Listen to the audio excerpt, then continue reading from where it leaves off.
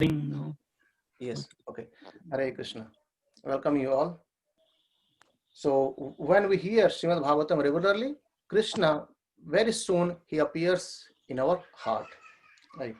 And we'll carry on tomorrow after that. So, okay. Okay. So let's continue from where we were yesterday. So yesterday we have seen that by compassion, Dhritarashtra left, and also by compassion of Vidura, Dhritarashtra left home. And then we see by how Krishna left this, finishing after first time, Arjuna came back, and Yudhishthira Maharaj and all the Pandavas, they left back. Actually, when Kunti Maharani hear about the Krishna left this material world by finishing his pastimes, she actually left her body as well. We have seen in Ramayana. So when Lord Rama went to forest, Dashrath Maharaj could not bear the pain and he left his body. In the similar way, Kunti Maharani also left her body after hearing that Krishna has went back. And then we see that all the Pandavas, they retire from their kingdom and they gave it to Maharaj Parikshit. And Maharaj Parikshit has been already told by the great sages that he will be ruling a very nice ruler as well. So Parikshit Maharaj started ruling Hastinapur, and by the guidance of learned Brahmanas, as per the forecast by the astrologers. And see, the thing that the king, they used to rule kingdom by the guidance of learned Brahmanas in earlier ages. And nowadays, they do by their own. So we need someone who can guide us, isn't it? Because the Brahmanas, they do not have any attachment to the kingdom. So they for the welfare of the whole society, they give guidance, right? And hence all the kings, they used to have Brahmanas who were guiding them. And then Maharaj Parikshit actually married with Iravati, who was the daughter of King Uttara. And then he got 4 children, 4 sons, and the elder one was Maharaj Janamajaya. Later on, Maharaj Janamajaya took the kingdom and carry on. And what happened after that? Once Maharaj Parikshit was actually going around his kingdom and just conquering everything. And then many of the people, they actually started glorifying about these grandparents, about the Pandavas, how they are associating with Krishna, how they are dealing with Krishna. They did all these pastimes with the dramas, and which actually help a lot to Maharaj Parikshit to remember their grandparents, and to, by seeing the glorification, he was so amazed as well. A learning comes from here is that when we do this kind of good things, like dharmic things, like building temples kind of things, and then when the grandchildren, they see it, even the grandchildren are being respected at the time, and they are being glorified as well, because your grandparents has done these things, so we get the glorification from that. And then gradually what happened, Maharaj Parikshit was roaming here and there after doing conquering the things. They went, and he could see that he could got the news of some symptoms of the age of Kali. Like, and he was seeing that, okay, looks like the Kali is now approaching us. And the symptoms are, we'll just elaborate it later on, but the symptoms of the Kali is given as illicit connection with women, indulgence in meat eating, and intoxication, and taking pleasure in gambling. So these are the 4 things. We'll elaborate it later on going into ahead. So these are the symptoms of age of Kali, which Maharaj Parikshit could see those. And as Maharaj Parikshit went to conquer all the earthly planet, he heard the pastimes of his parents and the Pandavas, his grandparents as well. Then Suta Goswami, they asked a question that actually Suta Goswami told that, Maharaj Parikshit actually, he forgive Kali. And then they asked the question, why did he did not kill the Kali? Why did he forgive him? So then Sudha Goswami started narrating the story why Parikshit Maharaj left Kali, not killed him. So while Maharaj Parikshit was traveling, he could see a bull and a cow. A cow is crying. She was lean and thin, and she was crying. And a bull was nearby her, and three legs were broken. He was just with one leg. And bull is actually dharma, and the cow is earth. So the earth manifests as a cow. Even we will see in 10th canto also, when cow, she went to Lord Shiva and Lord Brahma, to say her, problems. So the dharma, he's standing in one leg. It means that in Kali Yuga, the three legs are broken, right? So in one leg, and then they were communicating something. And when they were communicating, Maharaj Parikshit was so learned that he could understand their language. And he asked, "Oh, what happened to you?" And in fact, the cow and bull, they are communicating, "Why are you lamenting?" The bull said, "Why are you lamenting? Is it because your calf or your childs are being killed by the peoples?" And then a cow is responding that you are lamenting because your three legs has been broken, kind of things. And then when Maharaj Parikshit saw it, he could understand what they are talking about. Then he inquired, "What happened?" But they didn't say anything. However, he could see as someone, a person with blackish person, with an attire of king. He was actually beating the bull. And then the communication goes more that what cow says and what bull says about dharma, and because the cow is dhara or dharti, earth, and bull is dharma. They didn't say anything to Maharaj Parikshit. That they say that, okay, we are suffering because of our own past deeds, and you are intelligent enough, so please try to find out the answer. And then by seeing that, Maharaj Parikshit, he told that, okay, I will just kill the bull, right, kill that person right away. And he approached him and said, "Who are you, and why are you beating the bull, beating the cow as well? And as long as Krishna's footprints are here in this material, in this earth, no such things will happen, and I will kill you right away." But seeing that, the bull, not the bull, the person, he put up his throne, because he was in a attire of king. He put up his throne and put under the shelter of Maharaj Parikshit. He said, "I am surrendering to you." And as the kings, they were very righteous earlier, and as one surrendered, he gave up his mentality of fighting or killing him. He gave him shelter. He gave me shelter, and then he said, "Okay, tell me, who are you, and why are you doing these nonsense works?" And then the bull said, "I am Kali personified." Or see, the Kali Yuga, he's been personified. The person is actually taking care of the Kali as well. And he said, as long as Lord Krishna was here, I could not enter into this earth, or I could not step down. But now the Krishna has finished his pastime, he's back to his Golok Dham, and so I have entered and I have to spread my influence everywhere. Right? And hence saying that, and then there are more communication goes between Maharaj Parikshit and the bull and the cow. And then that the Kali personified is also called a Shudra, the king. Then he, in fact, after giving shelter to Kali, he said, "Just run away now. I have forgiven you, so you should go now." And then he started, Maharaj Parikshit started specifying to the cow. He says, "Oh, son of Surabhi, please do not lament anymore. I will take care of this low class Sudra. He will go away, and I'll take care of you. So please don't worry, don't lament." And he pacifies this. And then the Kali, he said, "Where shall I go? Because I need some place to stay.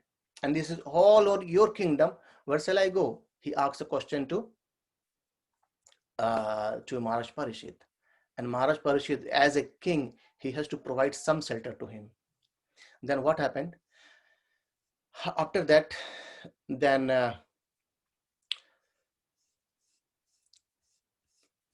Maharaj Parishit gave him 4 places to stay.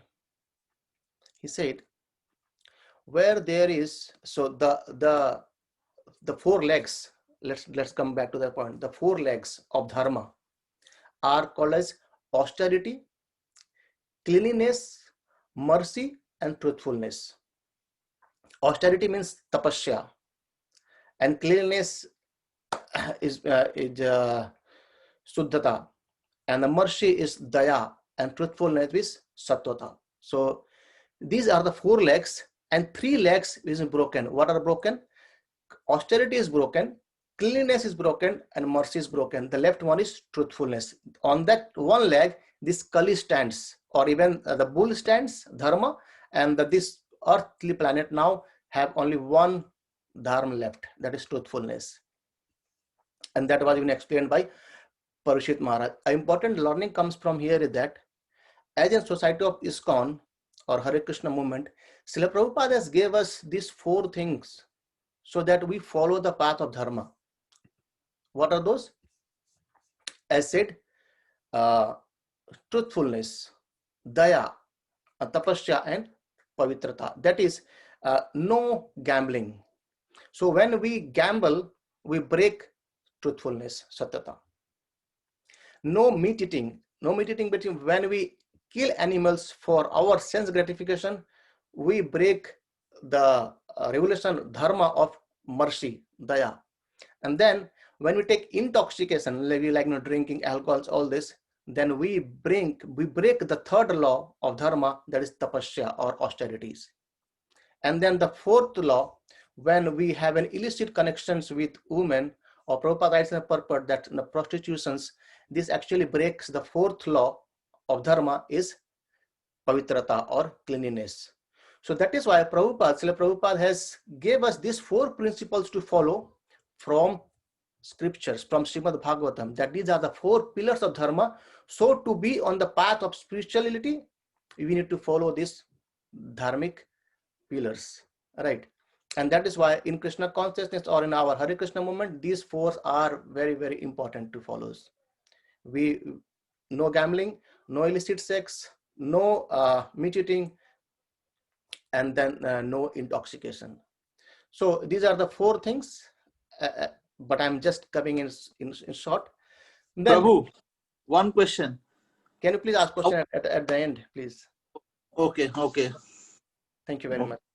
Yeah. So that we go on the flow and then we can discuss the question later on. Thank you. So he said, where shall I go now? Because I need some place to stay. And then he gave the place. Just one second. He gave the place. He says, Dyutam Panam Striya Suna Yatra Dharmas Chaturvida. He gave the 4 place where can you stay? He says, those persons who are materially engrossed, being blind to the knowledge of ultimate truth. Sorry, that's not the one. Maharaj said, you stay in the place where he gave permissions to reside in the places where gambling, drinking, prostitution, and animal slaughter were performed. So these are the 4 places given to Kali. So you stay where there is no principle of religion or irreligiosity is followed. You stay where there is such pride, prostitution, and intoxications goes on, where falsehood is there. So you go there and stay there. And then even after that, Kali said, oh my Lord, oh Maharaj Parishit, even I could not find these places in your kingdom, because your kingdom is full of all the pious peoples. Where can I find it? And then he gave another place, 5th place, and that place is called as gold. And it's being said in one of the verse that the king gave him the permission to live where there is gold, because wherever there is gold, there is also falsity, intoxication, lust, envy, and enmity.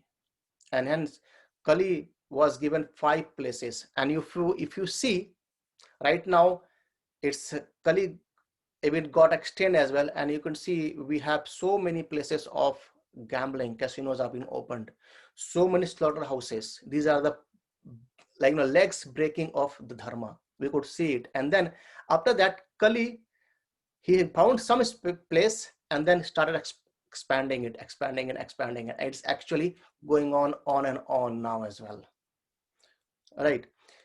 And then that is how we entered chapter 18.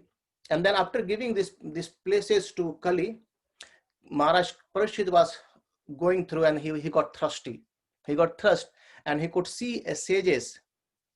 He could see a sages meditating before there. And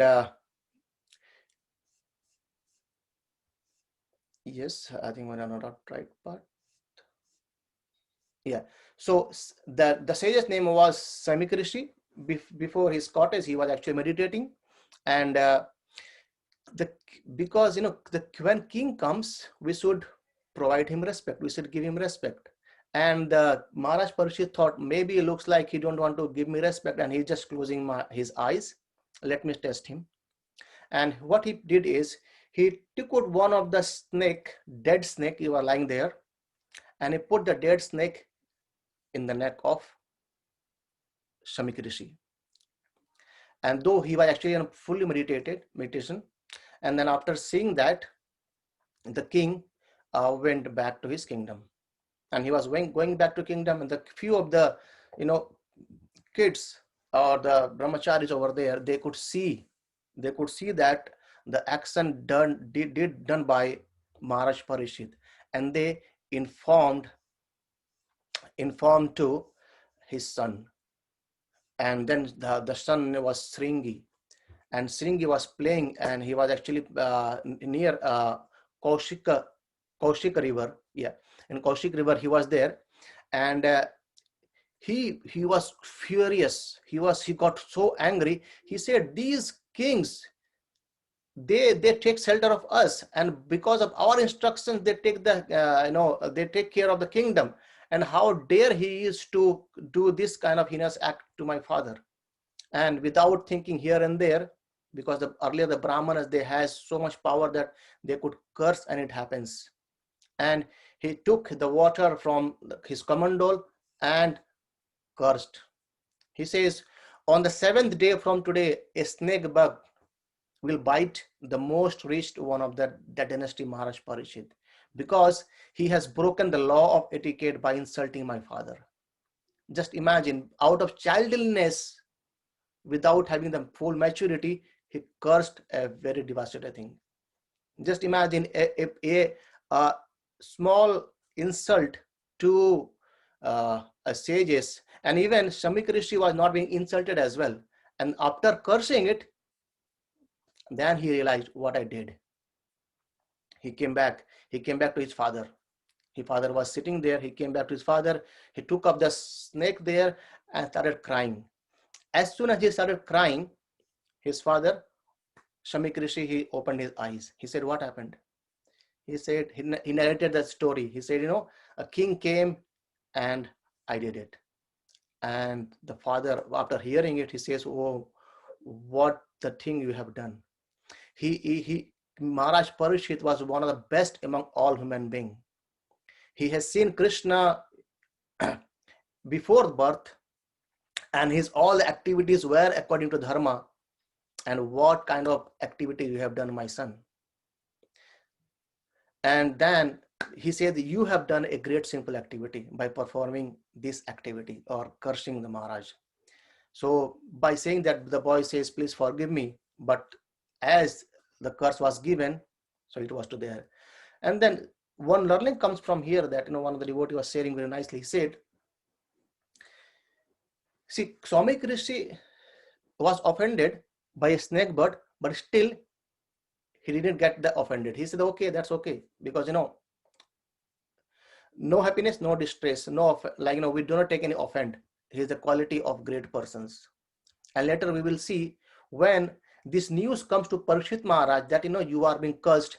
Even that time also, Parikshit Maharaj didn't say anything. He said, okay, it came as a blessing from Krishna. So that's fine. And in the similar way, learning for us is whenever the distress comes to us, we should see in this way that Krishna is trying to teach us something. And let's go to him and ask him, please help us out, please show the path to come out from this distress, rather than blaming everyone or here and there. Right. And then Swami Krishna, he sent one of his disciple, named as Gauramukha.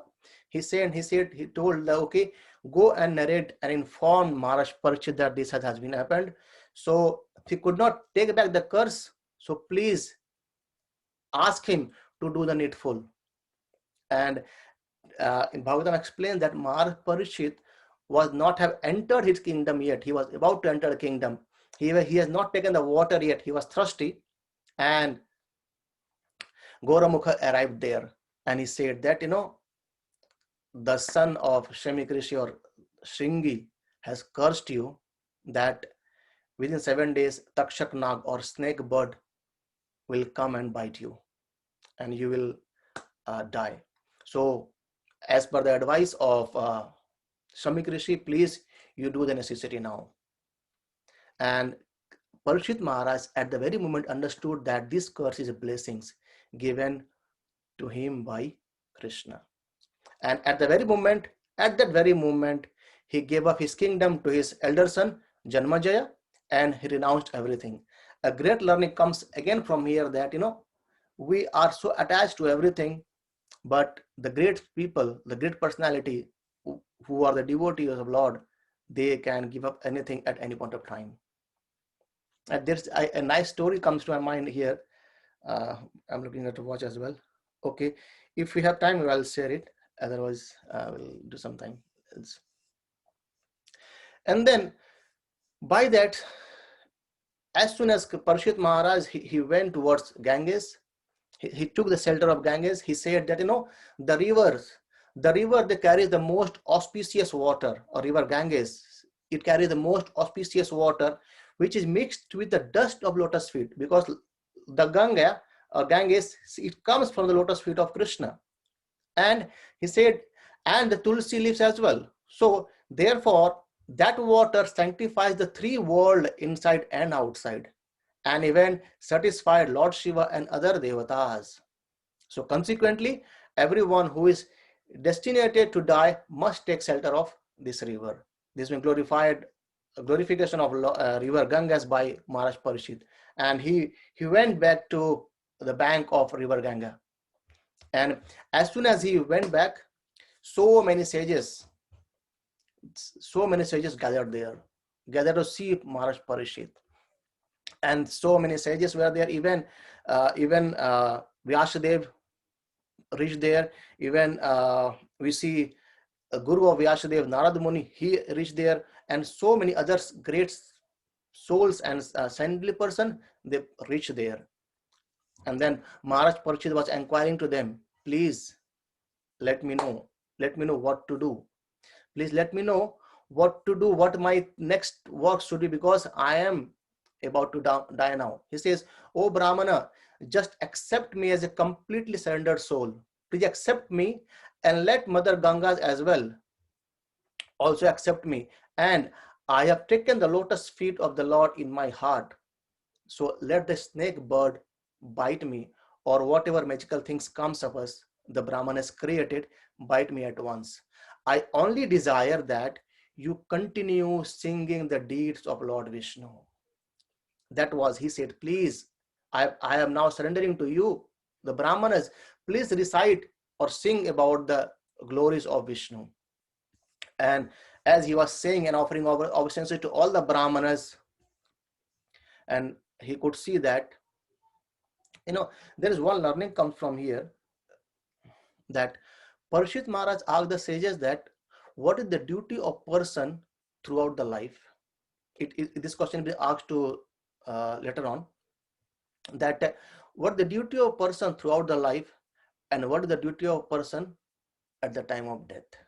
It means how to live and how to live, right? So as this was saying right now, a great personality, 16-year-old has been described as blackish, very beautiful due to his youth, and the name was he's a son of Vyasadeva. We are hearing this katha because of him only, and then Sukadeva Goswami enters there. And as soon as Sukadeva Goswami enters, everyone, all the sages, they stand up, they gave him their obeisances to him, and they gave a nice seat, an elevated seat to sit for Sukadeva Goswami.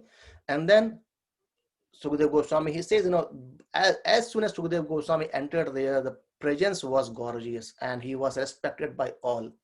And here I want to share one thing which I forgot to share yesterday. And when Vidura comes to kingdom, and there Parikshit, then Yudhishthira Maharaj glorified Vidura by saying one thing.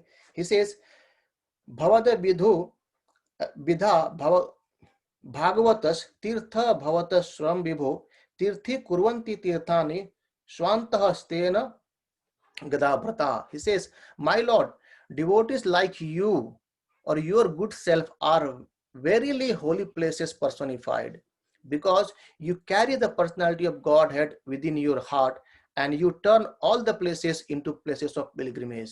So the thing is that wherever we see the devotees or great souls, that place becomes place of worship, because they themselves carry Krishna, who is personality of God, in their heart. And that the glorification given by Yudhishthira Maharaj to Vidura. And in the same way, here, Sukadeva Goswami was being respected by everyone. And the sages, they said that, they said that you are perfectly pacified, intelligent, and you are ready to answer any questions without hesitation.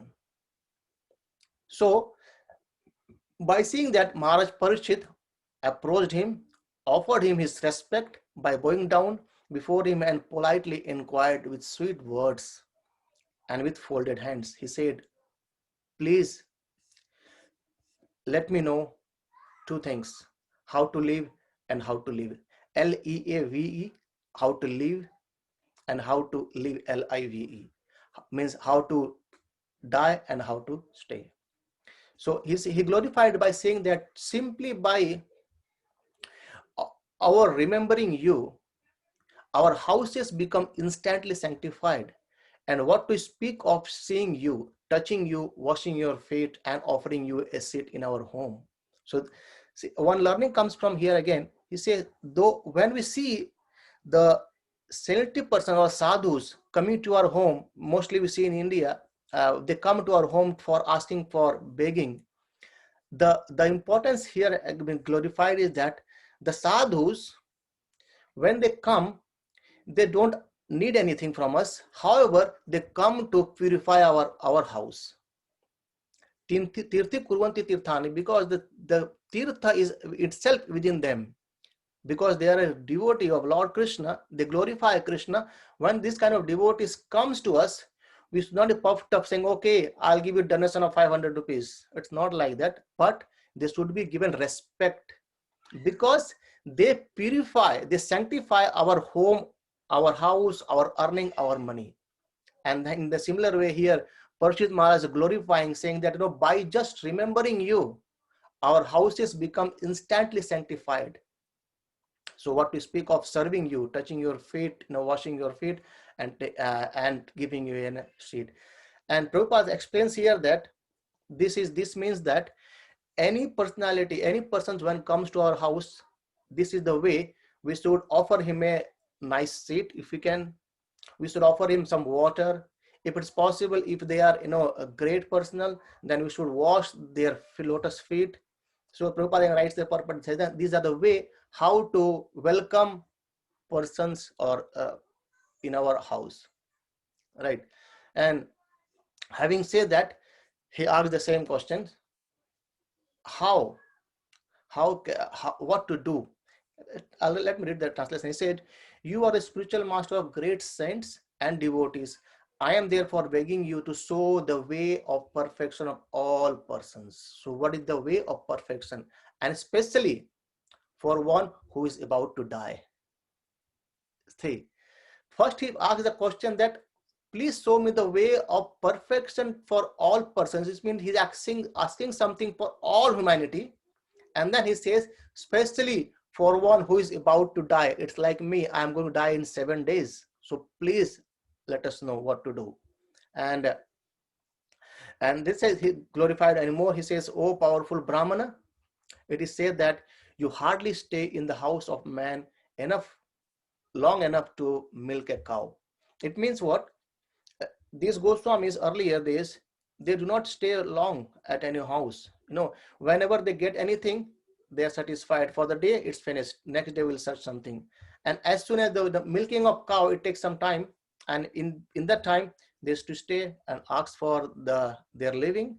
And when they get, and they go away. And a question comes here that how could, and that we'll discuss in second canto, how could these personalities, Sukdev Goswami, who do not stay longer at any place, he is just roaming here and there, he do not stay anywhere along, how could he stay for 7 days and 7 nights speaking about communicating with Maharaj Parishit? That we will discuss in second canto. So this is the way we actually finished first canto. And there is 2 more things I want to share. And Maharaj Parishit, he glorified that in this Kali, when he was actually, so 3 things I've kept earlier and due to time. So Maharaj Parishit said that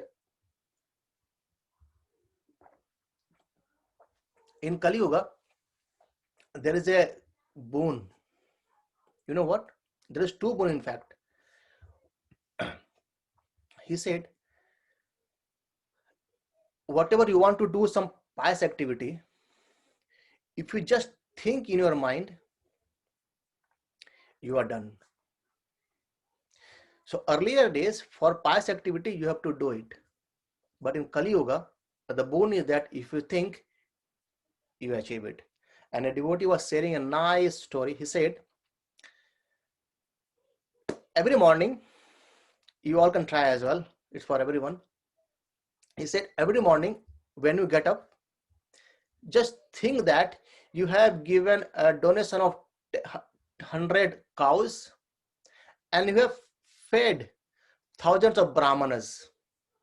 Just try it and do it every day, because scripture says when we, in Kali Yuga, when we think of doing some pious activity, we actually do it. And when we will go to 10th canto, there also we see that when Krishna appeared in the jail, and Vasudeva, he offered so many cows in his mind. He said, okay, I'm offering, because I'm in jail, I can't do anything, so I'm offering through my mind.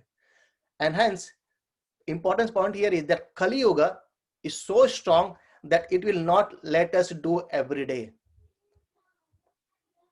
So Kali personified has spread his legs so deep in our surroundings that these 2 things, early in the morning when you get up, anytime when you get up, just try to say that, okay, I am giving 100 cows as a donation and feeding thousands of brahmanas.